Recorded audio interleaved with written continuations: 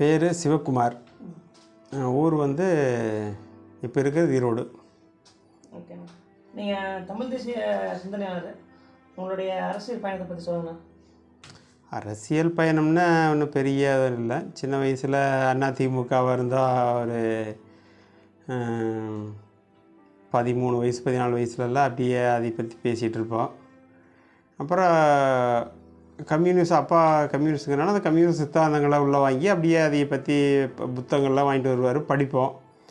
அது பிடிச்சி கம்யூனிசம் ஒரு உலக அளவில் ஒரு நல்ல ஒரு இதுன்னு சொல்லி அதை ஆதரிச்சிட்டு இருந்தோம். அப்புறம் அதுக்கு பின்னாடி பார்த்ததுன்னா தமிழ்நாட்டுக்கு பற்றி எல்லா மற்ற மாநிலங்கள்கிட்ட வஞ்சிக்கப்படுறது பார்த்தோன்னே முல்லை பெரியாறு பிரச்சனை, பாலாற்றில் தண்ணீர் விடாதது, காவேரியில் தண்ணி விடாது, இந்த மாதிரி பிரச்சனைகள் பார்க்குறப்ப ஏன் தமிழினம் மட்டும் வஞ்சிக்கப்பட்டதாகவே இருக்குதுங்கிறப்ப தான் என்னமோ ஒரு மாற்றத்தை நம்ம தேடுறப்போ மணியரசன் ஐயா, தியாகு, சுபவீரபாண்டியன் இப்படி நிறைய பேர் வந்து தமிழ் தேசியத்தை பற்றி எழுதுறத படிக்கிறப்ப ஒரு மாற்றம். அப்போ தமிழ் தேசியம் அப்போ அதை நோக்கி சிந்திச்சுட்டு இருக்கிறோம். உங்களோட அரசியல் பயணத்தை சொல்லுங்கள். என்ன அதான் அந்த இதில் இருந்து அப்படியே இருக்கிறப்போ சரி இதுக்கு மாற்று யாரும் இல்லையே, பெரிய அளவில் வந்து இல்லை அப்படின்னு யோசனை பண்ணிகிட்டு இருக்கிறப்ப தான் 2009 சீமான் பேசுகிறாரு. இங்கே ஈரோட்டில் திருநகர் காலனியில் பேசுகிற பேச்சு ஒரு நம்ம நினச்ச மாதிரி ஒரு அரசியலுக்கான ஒரு தூண்டுகோலாக அமைகிறப்போ அவரை பின்தொடர்க்க ஆரம்பிக்கிறோம். அப்போ வந்து அதுக்கப்புறம் தான் அவர் வந்து நாம் தமிழர் இயக்கமாக ஆரம்பித்து நாம் தமிழர் கட்சியாக அதை கொண்டு வர்றப்போ அந்த கட்சியில் அப்படியே நம்மளால் முடிஞ்ச வேலையை செஞ்சிட்ருக்கிறோம். இப்போ கட்சியில் இல்லைனாலுமே ஆதரவாளர். கண்டிப்பாக நாம் தமிழர் கட்சி தான்.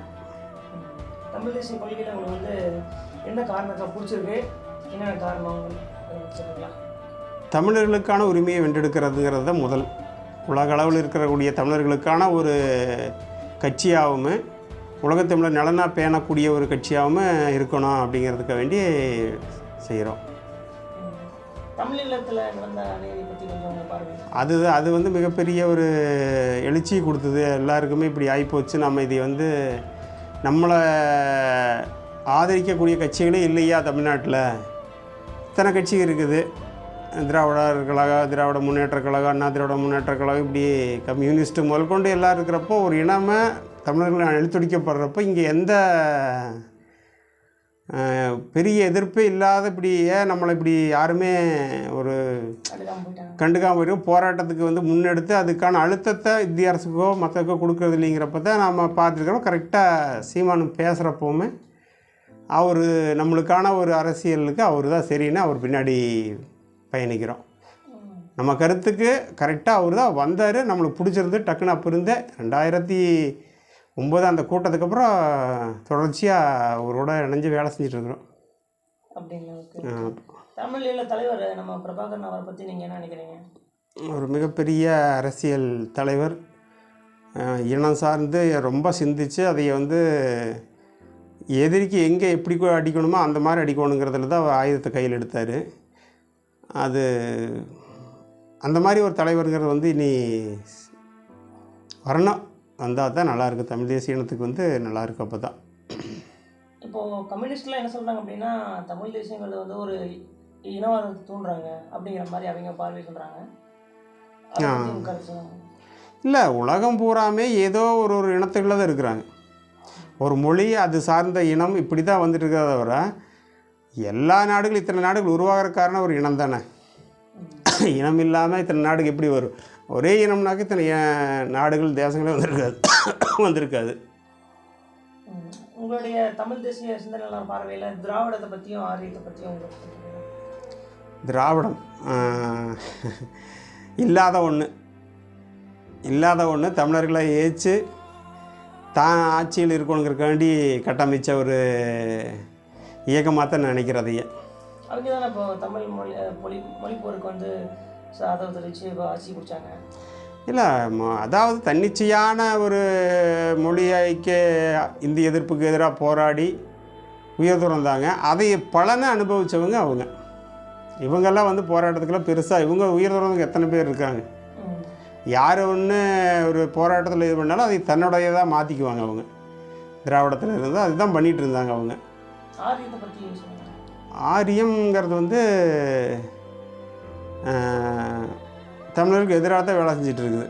அதாவது நம்ம ஒரு என்ன சொல்கிறது, அந்த சாதிய கட்டமைப்பை வந்து வலுவாக வச்சு அடிமை முறையை வச்சு இது பண்ணிட்டு அத்தனை பேரும் அடிமை, இந்த ஆரியர் மட்டும் நாங்கள் தான் மேலே அப்படிங்கிறப்போ இப்போ இருக்கக்கூடிய நம்ம பிற்படுத்தப்பட்டவர்கள்னு சொல்லக்கூடியவங்களையே வந்தவங்க அடிமையாக தான் வச்சுருந்தாங்க. இன்றைக்கி நம்மளுக்கு ஒரு நில பூமியெல்லாம் இருக்கிறதுனால கொஞ்சம் மதிப்பு கூடங்காட்டி நம்ம பெருசாக இருக்கிறோம். இன்றைக்கி அந்த காலத்தில் பார்த்ததுன்னா கவுண்டர்னு சொல்கிறவங்களே வந்து கை கட்டிட்டு ஐயர் முன்னாடி சொல்லுங்கள் சாமி கும்பிடு போட்டுட்டு இருந்தவங்க தான். அது நிறைய பேர் மறந்துக்கிட்டாங்க. அதுதான் உண்மை. அந்த ஆரியம் வந்து எல்லாத்தையுமே எல்லா வர்ணங்களையும் அடக்கி தான் மட்டும்தான் மேலே இருக்கணுங்கிறது தான் ஆரியம். அதை எதிர்த்து தான் ஆகணும். இப்போ வந்து அவங்க தான் ஆட்சியில் இருக்காங்க இந்திய கட்சிகளில். இப்போது அவங்க பண்ணுற செயல்பாடுகளும் தமிழகத்துக்கு விரோதமாக செய்கிறாங்க. அதை பற்றி அவங்க பார்த்துருக்காங்க. அதான் மக்களோட அறியாமையை திராவிடமும் சரி ஆரியமும் சரி பயன்படுத்திக்குது. அதுதான் சொல்லணும். மக்களுக்கு வந்து அரசியல் விழிப்புணர்வே கிடையாது. என்னமோ ஓட்டுக்கு பணம் வாங்கி ஓட்டை போடுறோம், யார் வந்தாலும் என்ன நடக்க போகுதுன்ட்டு மக்கள் வந்து அந்த ஒரு அரசியல் புரிதல் இல்லை மக்களுக்கு. அதுதான் அந்த புரிதலை ஊட்டிடுச்சுன்னா அவங்க தானாக ஒரு நல்ல ஒரு தேசத்தை கட்டமைக்கிறதுக்கு மக்கள் தானாக வந்துடுவாங்க. இப்போ வந்து திராவிடத்துக்கும் ஆரியத்துக்கும் என்ன வேறுபாடு நினைக்கிறீங்க? வேறுபாடுனால ஒன்றும் இல்லை. அவங்க வந்து அவங்க வர்ணத்தை பிரித்து அவங்க ஆளணும்னு நினைக்கிறாங்க. மறைமுகமாக இவங்களும் அதை தான் பண்ணிகிட்ருக்குறாங்க. இப்போ திராவிடங்களை வந்து ஜாதியை ஒழிக்கிறாங்க அப்படின்னு சொல்லி சொல்கிறாங்க. இல்லை அப்போ திராவிடத்தை ஜாதி ஒழிச்சிருந்ததுன்னா இப்போ ரெட்டியார் நல சங்கம், நாயுடு நல சங்கமெல்லாம் ஏன் வருது, ஏன் அவங்க அதையெல்லாம் அந்த இதில் போய் ஏன் அவங்க கலந்துக்கிறாங்க? அந்த திராவிடம் வந்து கர்நாடகா, ஆந்திரா, கேரளாவில் ஏன் இல்லாத போச்சு? தமிழ்நாட்டில் மட்டும்தான் திராவிட கட்சி, திராவிட இயக்கங்கள்லாம் இருக்குது. அங்கே யாரும் ஏற்றுக்கலையே திராவிடங்கிறது. மற்ற மாநிலத்தில் யாரும் ஏற்றுக்கலையே, இவங்க மட்டும் தானே சொல்கிறாங்க. அதுலேயும் இல்லாத சொல்லப்போனால் இன்னொன்று சொல்லிச்சுன்னா, திராவிடங்கிறது வந்து பிராமணர்களுடைய பேராக கூட சொல்லலாம். மணியரசன் ஐயா அதை சொல்கிறாரு. அவங்க தான் ராகுல் டிராவிடு பஞ்ச பிராமணன்னு சொல்லி அவங்க சொல்கிறாங்க. அவங்க பிராமணர்களுடைய இதுதான் திராவிடம். அதையே தான் எடுத்து திராவிட முன்னேற்ற கழகம் பயன்படுத்திகிட்டு இருக்கு. இப்போ குடிப்பெயரை ஒழிச்சதில் வந்து தமிழர் அடையாளம் இல்லாமல் போயிடறாங்க அப்படின்னு சொல்கிறாங்க. ஒரு சில தரப்பு வந்து திராவிடம் வந்து அது தேவையில்லை, அது நாங்கள் ஜாதியை ஒழிச்சிட்டோம் அப்படின்னு சொல்கிறாங்க. இந்த குடிப்பெயர் வந்து நம்மளுக்கு தேவையில்லையா? அதை பற்றி உங்கள் கருத்து? குடிப்பெயர் தேவைங்கிறத என்னோட கருத்து. ஏன்னா அப்போ தான் வந்து யார் எந்த குடியில் இருக்கிறாங்க என்னங்கிறது தெரிஞ்சுக்க முடியும். குடிகளுக்குள்ளே ஏற்றத்தாழ்வு இருக்கக்கூடாது. அடுத்த குடியும் மதித்து பழகக்கூடிய ஒரு பழக்கத்தை ஆரம்பத்தில் அதுதான் இருந்துச்சு. அதையவே இப்போ செய்யணும். இப்போ அது சீர்குலைகிற காரணம் வந்து ஆரியம் வந்து சில தமிழ் தேசியவாதிகள் வந்து அந்த தெலுங்கு படையிட போகுதுங்களா, அந்த விஜயநகர பேரரசோட அதுக்கப்புறம் தான் அந்த மாதிரி ஏற்றத்தாழ்வுகள். அதான் திராவிடம் வந்து ஆரியத்துக்கு வேலை செஞ்சுது. அதுதான் உண்மை. இப்போ அவங்க விஜயநகர பேரரசுலேருந்து அவங்க வாரிசுகள் என்ன சொல்கிறாங்க அப்படின்னா, நாங்கள் வழின்னா இங்கே எல்லாமே வந்து முஸ்லீமாக கனோட இருப்பீங்க அப்படிங்கிற மாதிரி அவங்க பார்வை சொல்கிறாங்க. அதை பற்றி மக்களுக்கு 800 வருடம் இந்தியாவை ஆண்டுச்சு முகலாயம் படிச்சிருக்கிறேன். இப்போ 800 வருஷமாக அவங்க பார்த்து நினச்சிருந்ததுன்னா மொத்த இந்தியாவையுமே முஸ்லீம் நாடாக மாற்றிருக்கலாமே. அப்படி மாற்றலையே. அக்பரே வந்து ராமாயணத்தை பாரசீகத்தில் மொழிபெயர்த்தாராமா. அவர் அப்புறம் பாரசீகத்தில் இது மொழிபெயர்த்து அவர் கொண்டு போயிருக்கிறாருன்னா அவர் அப்படி நினச்சிருந்ததுன்னு அதையே பண்ணியிருக்க மாட்டேன். அப்படி இல்லை. இப்போ ராமர் கோயில் கூட இப்போ திறந்து விழா எடுத்திருக்காங்க, இப்போ ஓப்பன் பண்ணியிருக்காங்க. ஆமாம். அதுக்கும் நம்ம தமிழருக்கு சம்மந்தம் இருக்குங்களா? ஏன்னா இங்கிருந்து நிறைய பேர் வந்து ரொம்ப போகிறாங்க. இல்லை, தமிழ்நாட்டில் எத்தனை கோயில் ராமர் கோயில் இருக்குது, முருகனுக்கு எத்தனை கோயில் இருக்குதுங்கிறப்ப நம்ம எதையும் நாம் கும்பிட்டுருக்குங்க அதுலேயும் தெரிஞ்சுக்கலாமே. சிவன் கோயில் இருக்குது, முருகன் கோயில் இருக்குது, ராமர் கோயில் ரொம்ப கம்மி. அது அப்படி சொல்லிச்சா பெருமாள் கோயிலெல்லாம் ராமர் கோயிலுங்கிறாங்க. ஆனால் ராமருங்கிறத அப்புறம் ஏன் ஒரு கோயில் கூட அந்த பேரில் இல்லாததுங்கிறப்பவே நான் புரிஞ்சுக்கலாம் இது நம்மளுக்கு ராமருக்குமே ரொம்ப தூரம் அப்படின்ட்டு. ஆனால் இப்போ வந்து நாம் தமிழர் ஆட்சிக்கு வந்துச்சுன்னா தெலுங்கர்கள் அப்புறம் மலையாளிகள் கன்னடர்கள் அச்சுறுத்தலாக இருக்காதா? இல்லை, அச்சுறுத்தல்ங்கிறது இல்லை. அவர் சீமான் என்ன சொல்லியிருக்க அப்படி எந்த இனத்துக்கு நாம் எதிரானவங்க இல்லை, அனைத்து உயிர்களுக்குமானதாக தான் இருக்கணும் நாம் தமிழர் அரசியல் அப்படிங்கிறத வலியுறுத்துறாரு. நாம் வந்து யாதும் ஊரே யாவரும் கீழிருன்னு சொல்கிறோம், அந்த இனத்தில் வந்துருக்கிறோம். வள்ளுவர் சொல்லியிருக்கிறாரு, திருவள்ளுவர் சொல்லியிருக்கிறாரு, பகுத்துண்டு பல்லுயிர் ஓம்புதல்னு பல்லுயிர்களையும் சொல்கிறாரு, எல்லா உயிர்களையோடும் நம்ம வாழ்கிறோம் அப்படிங்கிற சொல்கிறாரு. இப்போ அப்பேற்பட்ட ஒரு இன மாண்பு மிக்க நாம அந்த மாதிரி நினைக்க போகிறது இல்லையே. இங்கே இருக்கக்கூடிய வளங்கள் எல்லாமே எல்லாருக்கும் தான், கன்னடராகட்டும், மலையாளியாகட்டும், தெலுங்கராகட்டும், எல்லாரோட இணைஞ்ச சகோதரர்களாக தான் வாழ்கிறோம். ஆனால் நாம் தான் ஆளுவோம். நம்ம இனத்துக்குன்னு இருக்கக்கூடிய மண் தமிழ்நாடு, அந்த மண்ணால் நம்ம தான் ஆளணும். மாற்று இனத்தவரை இருக்கலாம், அவங்களுக்கு உண்டான இது கிடைக்கும், கண்டிப்பாக கிடைக்குங்கிறத அவரும் வலியுறுத்துறாரு. இப்போது நாம் தமிழர் கட்சியை வச்சுக்கொண்டா அந்த சுற்றுச்சூழலுக்கு பாதிக்க தரக்கூடிய தொழிற்சாலைகள் எல்லாத்தையும் வந்து தடை பண்ணிடுது அப்படிங்கிற மாதிரி சொல்கிறாங்க. இப்போ அந்த மாதிரி தடை பண்ணிட்டா நிறைய பேருக்கு வேலை வாய்ப்பு போயிடும், நாட்டோட பொருளாதாரமே கேள்விக்குறியாகும் அப்படிங்கிற மாதிரி நிறைய பேர் சொல்கிறாங்க. அதை பற்றி எங்கள் கருத்து அப்படியெல்லாம் இல்லை. அதாவது ஒரு சிலதெல்லாம் முறைப்படுத்த வேண்டியதாக இருக்குது. சுற்றுச்சூழல் படாத மாதிரி மாத்திரக்கான நிறைய வழிகள் இருக்குது. இப்போ இயற்கையாக எத்தனையோ நாடுகள் வந்து பாலை மட்டுமே வச்சு டென்மார்க் இருக்குது, சர்க்கரையை வச்சு கியூபா நாடு கட்டமைக்கப்பட்டிருக்கிறப்போ நம்மளுக்கு எல்லா விதமான விவசாய பொருட்களும் விளையக்கூடிய சூழ்நிலை நம்மளுக்கு தாராளமாக இருக்குது. அப்போ இதை வச்சே பொருளாதாரத்தை கட்டியமைக்கலாம். நச்சு தொழிற்சாலையெல்லாம் பெரிய அளவு தேவைப்படாது. அதையே வந்து முறைப்படுத்துகிறப்போ நிறையா மண் வளம், நீர் வளம் எல்லாம் பாதுகாக்கப்படும். அதனால் வந்து எந்த விதமான வேலைவாய்ப்பு கூடும். விவசாயமாக பண்ணி எக்ஸ்போர்ட் பண்ணுறப்போ ஏற்றுமதி வாய்ப்புகள் எல்லாம் நிறையா கிடைக்கிறப்போ இன்னுமே பொருளாதாரம் நிறையா வளரும். இப்போ வந்து நம்ம அவரே சொல்லியிருக்காரு, இந்த மாதிரி ஆடு மாடு மேய்க்கிறது கவர்மெண்ட்டு எடுத்து பண்ணோம், விவசாயம் வந்து கவர்மெண்ட் எடுத்து பண்ணோம், எல்லாருமே படிக்காம கவர்மெண்ட் வேலை அப்படிங்கிறத வந்து சொல்றாரு. இதை வந்து திராவிட தரப்புல வந்து ஒரு கேளிக்கையா வந்து அதை கேள்விப்படுத்துறாங்க. அதை பத்தி உங்க பார்வை சொல்லுங்க. இப்போ அவங்களும் அப்புறம் ஆட்டுக்கறி திங்காமையே இருக்கிறாங்க. அந்த கேவலமாக நினைக்கிறோம், அந்த ஆட்டுக்கறி திங்காம விட்டுற வேண்டியது தானே, பாலை குடிக்காமல் விட்டுறலாம்ல. விவசாயம் வந்து யார் கேவலம்னு நினைக்கிறாங்களோ அவங்க வந்து அடிப்படை புரிதலே இல்லைன்னு அர்த்தம். ஆடு மாடு மேய்க்கிறது வந்து கேவலம்னு இப்படி சொல்லியே வந்து அதைய விவசாயிகளை கேவலப்படுத்துகிறாங்க ஒருத்தருமே.